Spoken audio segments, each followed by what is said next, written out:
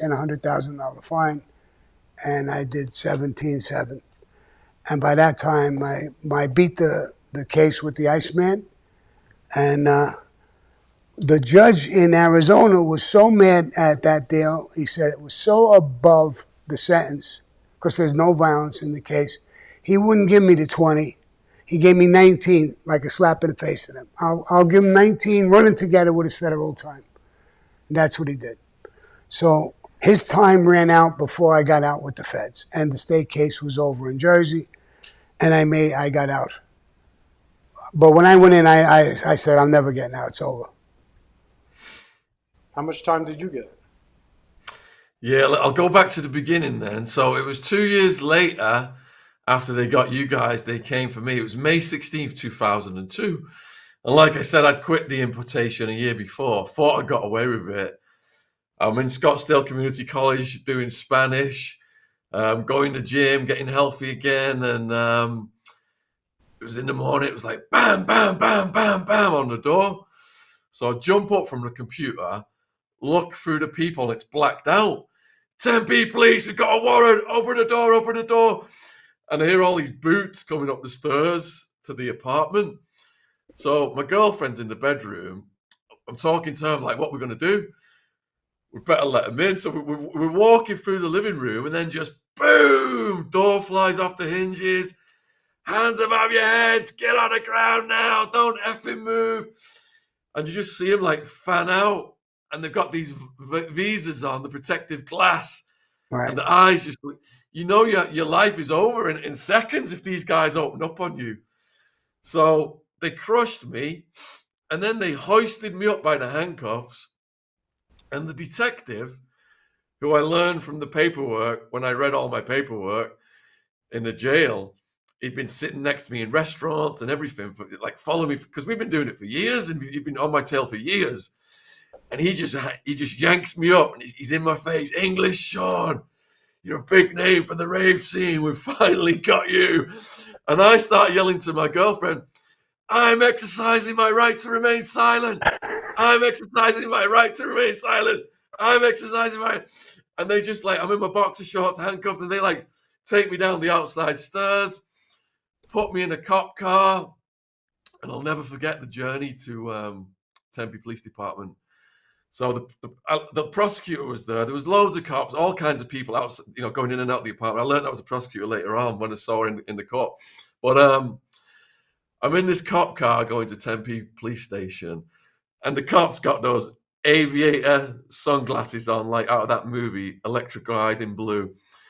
He's playing 98 KUPD hard rock on his, and he's got he's chewing the tobacco. And I'm looking out across the desert, and I'm thinking, oh my God, I'm gonna have to pay for all my crimes now. The day of reckoning has come. So they took us first. They had like these prefab buildings out somewhere in Tempe where they took us to like check us all in, all the different co-defendants. And I didn't realize, I thought they just got me.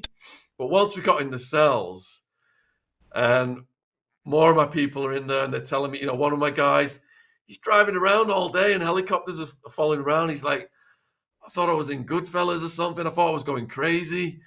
And then I was on the freeway, and all these motorbikes pull in. They take me off the freeway, and I'm thinking, how much money have they spent on this case?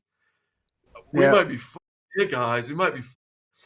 But it wasn't until I got to the Horseshoe, and I wrote a whole chapter in my book Hard Time about the Horseshoe, that things really started to unfold. I mean, what was your experience in the Horseshoe? Can you explain to the viewers the Horseshoe at the Madison Street Jail? It's a nightmare. Yeah. I spent a week in there. Every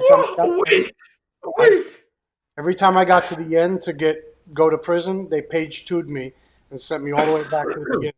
I got page 2'd 5 times. I spent see what he says. Yep. And what happened after you got in? Yeah, well, the beginning of the Horseshoe for me, it was like there's a little old lady behind plexiglass screen. Have you got AIDS? Have you got scabies? Have you got hepatitis? asking you all these screening questions. Then they take your sneakers, your belt, all that shit. And then it's like a horseshoe formation, isn't it? First cell, squeezed in there. There's like gangbangers, different rivalries popping off, hobos pissing on the floor, and people trying to sleep under the bunks. And there's all kinds of crap. And some big guy takes a shit, and everyone's fucking, the whole cell's stunk out. And I thought it was bad for us because we were in there for like, it seemed like 2 or 3. You don't even know what day it is. The heat rises and the heat falls. You're just going from cell to cell to cell. But man, I can't imagine, Gerard, could you take us through that week? What that was like in the Horseshoe? It was hell. I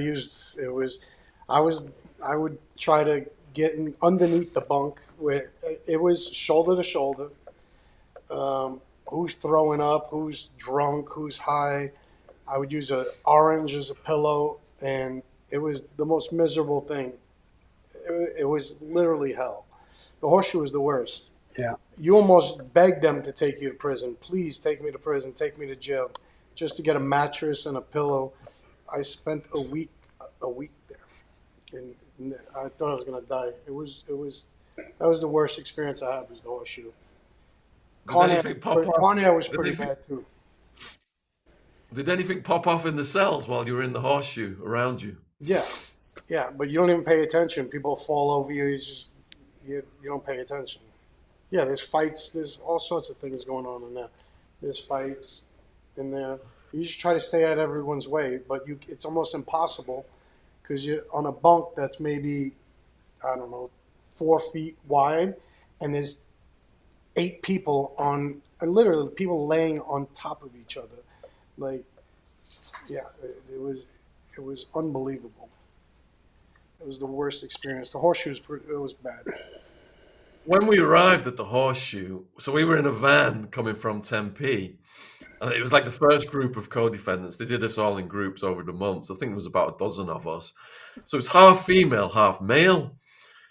And in the intake area, people are like in the line to go in.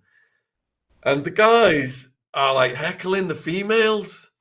Now, our females get out the van first. And the guys who are waiting to go in, some of them start saying obscene things to our females. Now, Wildman, who's my best friend from childhood, he's got red dots in his head telling him to hurt people since he was a kid. He used to pick school teachers up and just throw them in garbage bins. They had him outside raking leaves with the caretakers. They were so scared of him. He grew so big. When he's going to do something crazy, his face remains completely calm, but one eyebrow always goes up, and I know that's the signal. So he's in the van, and he's watching his missus, Wild Woman. She's from England. She was another co-defendant. They had her ranked number 2, actually, above him in the organization, which pissed him off. He was number 3. So anyway, she gets off, and these intake guys, the new arrivals, you know, people have been in fights, tased, all this drunk. They start heckling Wild Woman. A Wild Woman, you know, she's a tough woman. They had video footage of her in Tempe chasing Wildman down the street with a fan, trying to smash his head in. But she was having a bad day and her head was down, and Wildman's watching this.